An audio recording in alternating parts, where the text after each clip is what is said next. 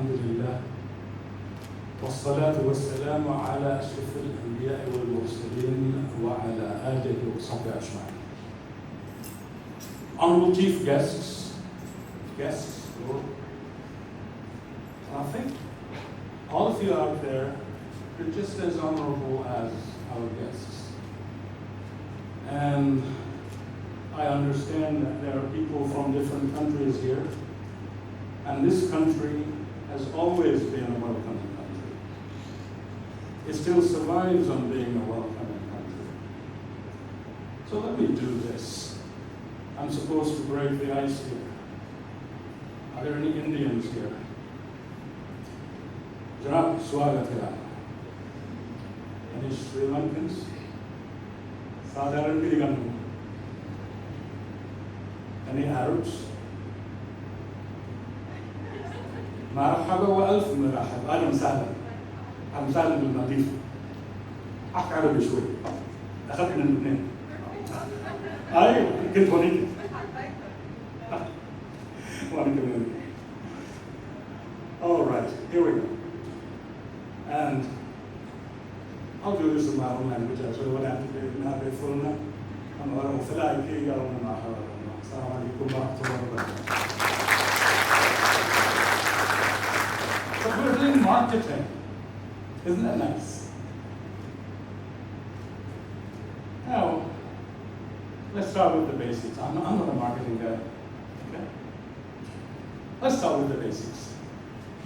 Let's disrobe this emperor's new clothes, as it were.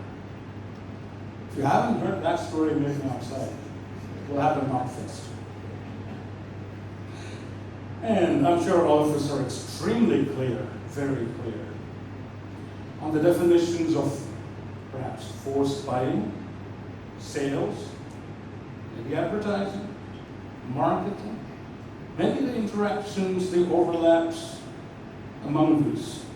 Like, what are the chickens, what are the eggs, where are they? It's not for me to decide, it's for you guys to decide at the end of these deliberations that we have within these 2 days. I hope so. I wish you the best of luck on that. I also want to look at 2 important things. One is, when we do something like this, do we always want to focus on the Maldivian scenario? Do we, really? Is it different from the rest of the world? Seriously? Or even significantly? Is it? Consider this. Okay, keep this in mind. Do marketing professionals, and that's you guys, do marketing professionals need to re-examine the entire scenario for the not-so-brave new world? I mean that, the not-so-brave new world, the wishfully post-COVID world. They call it post-COVID, are we? We're still in it.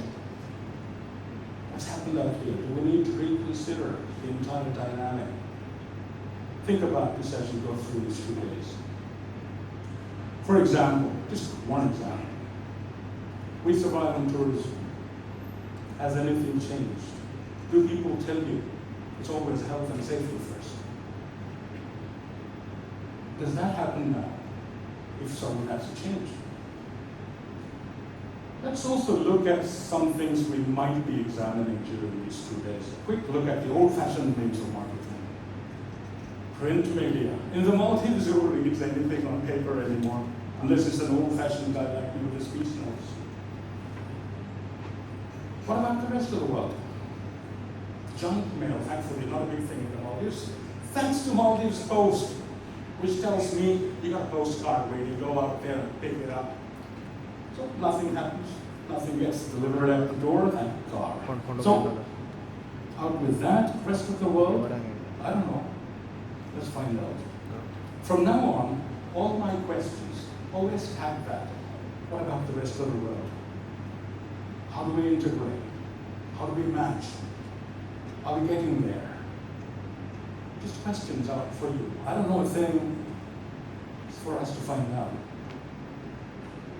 Radio and television, oh radio, God. I had a daughter who was a pretty good radio jockey. She quit. Today she is PR Executive, Ministry of Education.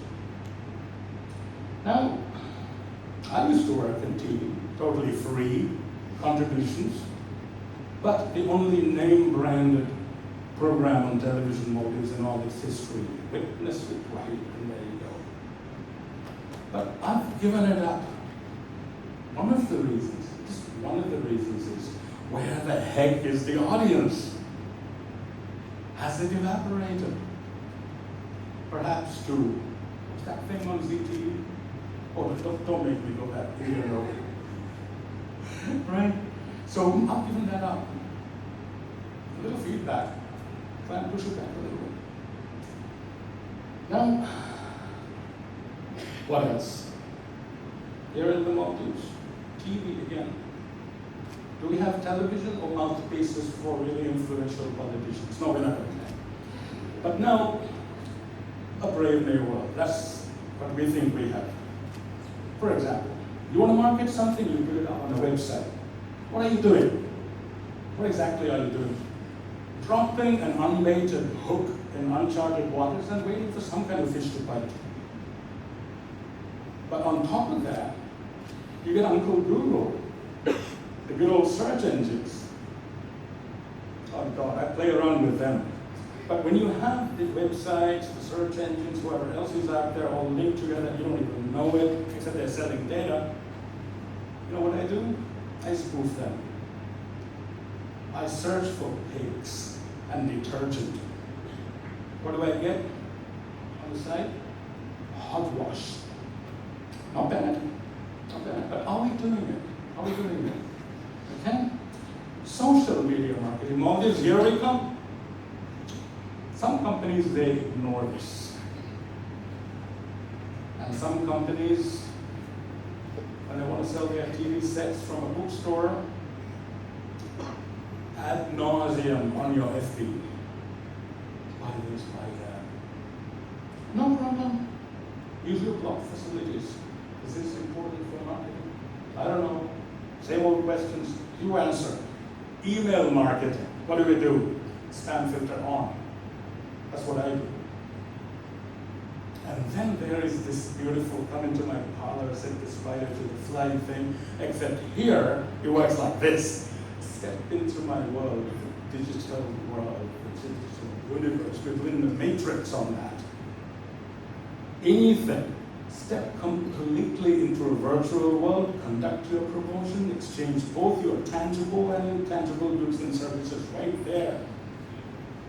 What about the real world? What do we do in the Maldives? Tag that question. All right, but I have a feeling that somebody's going to do it during these sessions. Other little things? Maybe you should ask. Public relations outreach? Public relations is an entirely different can of worms. If anyone's interested, go to the IPRA definition. The creation of goodwill, right? Between customers and service providers, that sort of thing. Go for the IPRA. Then, how about, this is good in the Maldives, how about training, deploying, incentivizing celebrities to influence the market? My question for you on that one is, do they tweak you or do you tweak them? Let me just float that out, get out with that. Here is something that works in the Maldives, and this is for our foreign guests. There is this, you scratch my back, I scratch your back kind of thing. It's like, I want to sell, what do you call that thing, eggplant, a finjan? Choose my dog. Eggplants. Okay. Eggplants. Bashikino. I grow some, I want to market some, what do I do? I contact the resort supply manager, right? Who is usually, I'm sorry, it sounds racist, but it's usually it's an academic, that kind of country, right? So, unless you reach out to that guy, you're not selling anything. Is that marketing or is that something else? Is there a kind of a gray area or is there a dividing line? Let's find out. We got 2 days ahead of us, right? I'm sure there are some experts out here. A few personal questions, ladies and gentlemen, I have in this entire thing is like, do you get influenced by jargon in this game of marketing? I'll throw some jargon at you. Sometimes marketing is seen as, I have to look at this paper, a miraculous, oleaginous extract of serpent. Simply put, do you want to simplify it? Oleaginous extract of serpent. The word you're looking for is snake oil, which itself is an expression I suggest that you go to Uncle Google with. Check that out. Believe me, in my dictionary, that is not marketing. Perhaps in someone else's, it is. It might operate in the Maldives that way. In that case, maybe it's up to you guys to go out there and rectify that situation. Again, the decision firmly is in your court. Take it and run with it. Now, in a place like the Maldives, there's the local form of a roadshow gone static, especially with foreign celebrities like, that woman, that thing, who gets featured in our resorts with the jet skis and the drums. How does that help? This morning, I went for a swim at the artificial beach, just before sunrise, and God help me, to use the blasphemy. There was this bass beat which went boom, boom, boom. Oh, come on, Friday morning is the only day we get for some working people here. You go with your friends, you go with your babies. Not to have your ears insulted and assaulted with a bass beat that sounds like a rapper gone haywire. Really? For all 2 hours at a stretch? Oh gosh. I said, no, not this. Do you know what they were doing? Apparently marketing some kind of energy drink. You know what's happening out there? They think they're marketing. This is where the emperor's new clothes come around. Nobody wants to tell them, look, you're not creating anything, you're not marketing, you're not even creating your own brand ambassadors. You are creating something that I define as anti-brand ambassadors. Because I'm not going to buy a single can of any of the energy drinks they're selling out there because they ruined my Friday morning with their rappers. Boom, boom, boom. Seriously. At least not in the Maldives. Sorry about that, but if anybody from that firm is here, my apologies. Don't sue me. And then, my question is, do these stories that are handed out by people who call themselves marketing agents, do these stories, do they make you feel better somehow when you buy their product? More successful, perhaps, more beautiful, more desirable, smarter, safer, perhaps loved, maybe more attractive to the opposite sex when you spray that thing on? Is this marketing? Does that help? Is it reality augmented with falsehood? Think about it. Or do we still have to be bombarded endlessly with, I don't want to come up with a name, let us say, slimming hot beverages? They come at me. Hey, you want to buy this? You want to buy this? You'll slim down. No, thank you. I don't want to slim down. And fair as a ghost facial cream. You know, that one. Or do we have to be, let me ask you this question. Let me cut this thing short, okay? You want to go into marketing, they tell me that it's all about acquiring a customer and then retaining the customer. This one's for you, Aisha. And having that customer become an unbidden brand ambassador for you. My question is, can you grow that continuum at both ends? Think about that carefully. It's like, instead of starting at acquiring your customers, how about going out there and creating your customers by creating awareness? How about expanding that end of the continuum? You create an awareness. You bring my area into it, basically. Engage with the educators. engage with the media guys and educate the public into either a real or sometimes a perceived need. Do you really want to examine the possibilities of doing that?